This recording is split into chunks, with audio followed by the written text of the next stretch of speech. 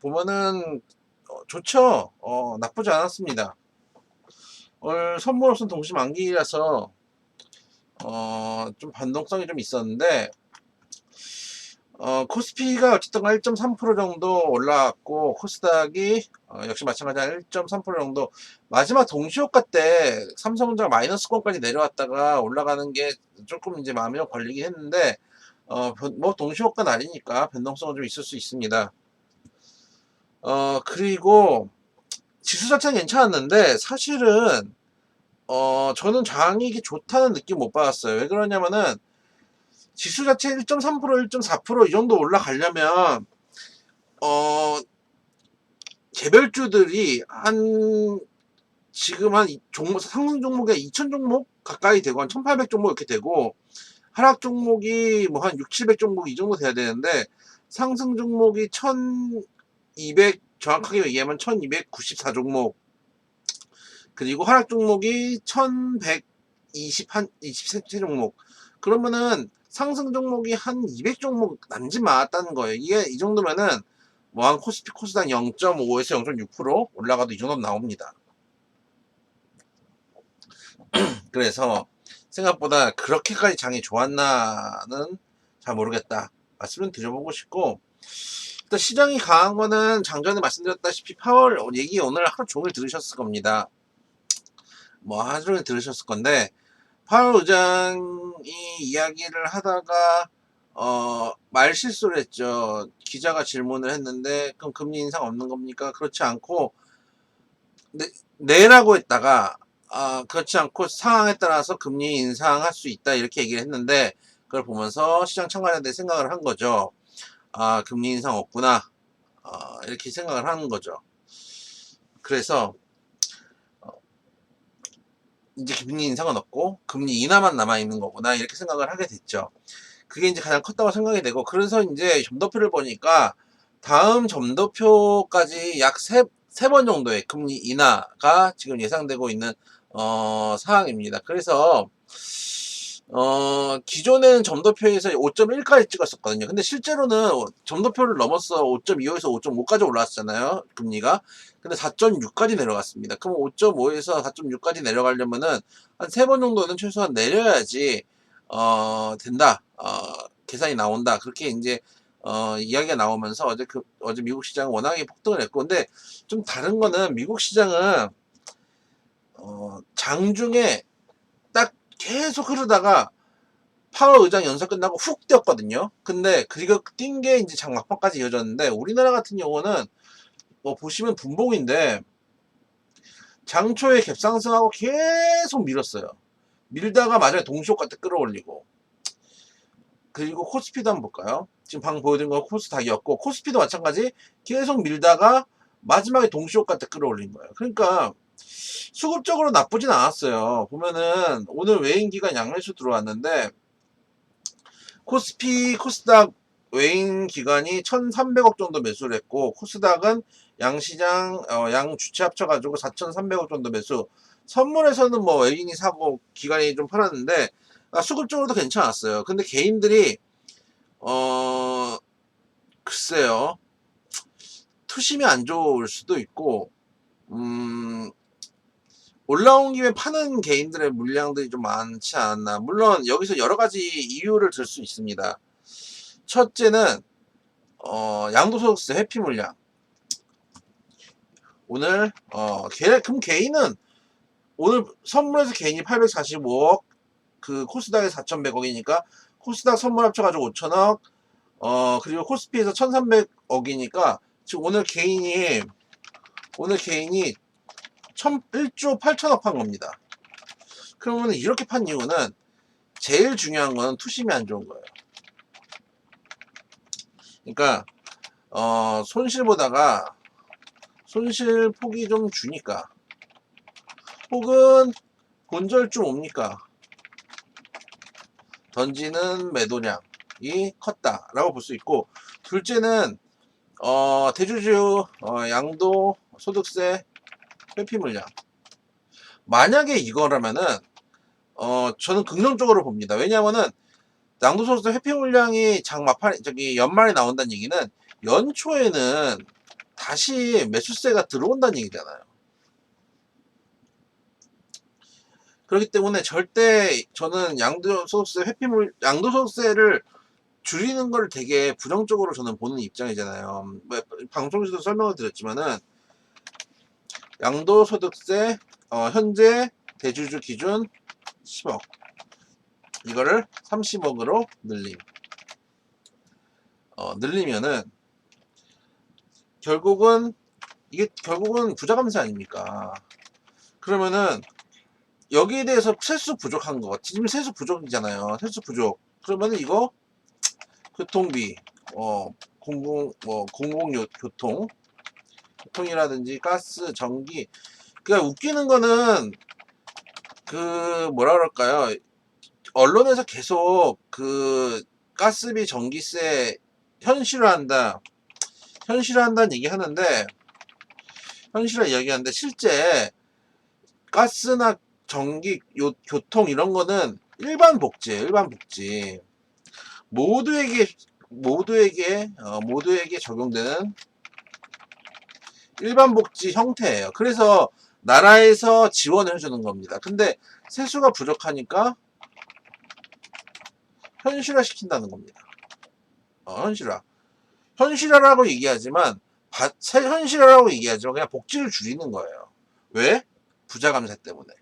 왜냐면 현재 지금 법인세도 줄였잖아요. 법인세 줄인 상황이고 거기에 이렇게 대주주 양도소득세까지 줄인다면은 저는 가장 문제가 되는 거는 뭐 버스요금, 뭐 가스, 전기 이런 것도 문제지만은 지금 현재 금투세입니다. 저는 금투세를 제일 걱정하고 있는데 금투세는 원래 우리가 이번 정부 뽑을 때 양도소득세, 주식 양도소득세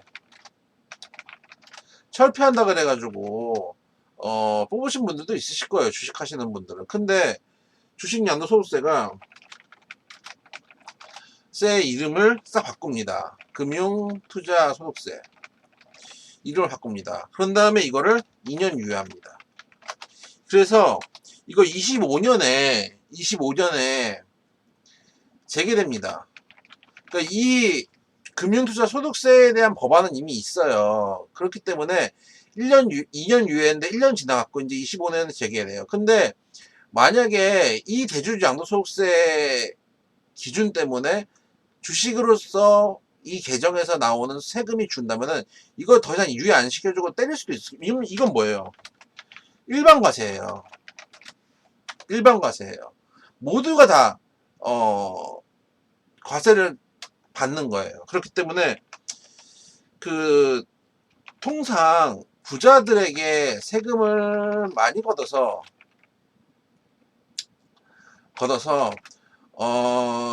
서민들 빈곤층 내지는 빈곤층에 이제 복지를 해주고 서민들에게도 일반 복지를 해주는 거잖아요.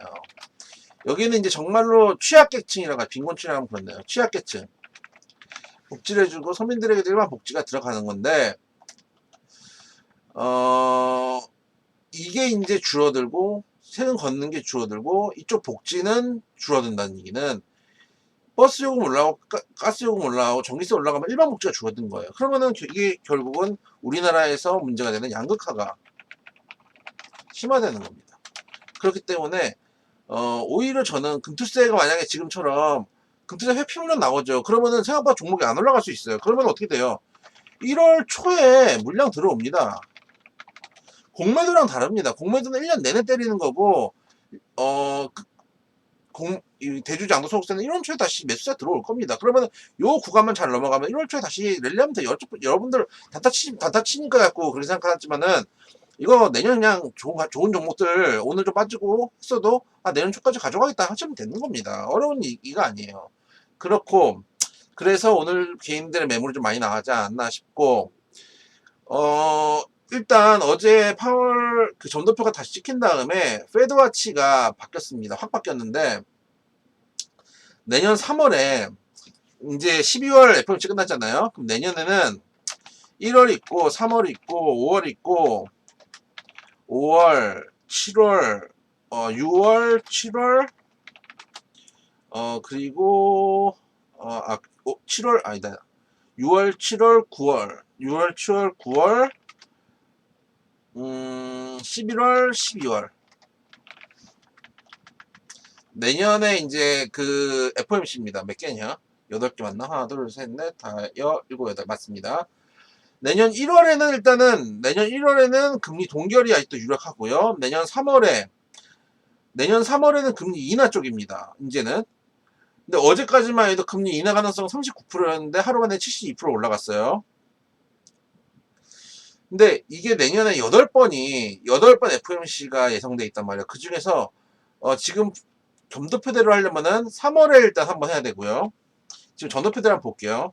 3월에 일단 한번, 그 다음에 5월에 한 번입니다. 지금 가능성으로는 5월에 한 번 하고, 그 다음에 확률상으로는 지금 6월도 높네요.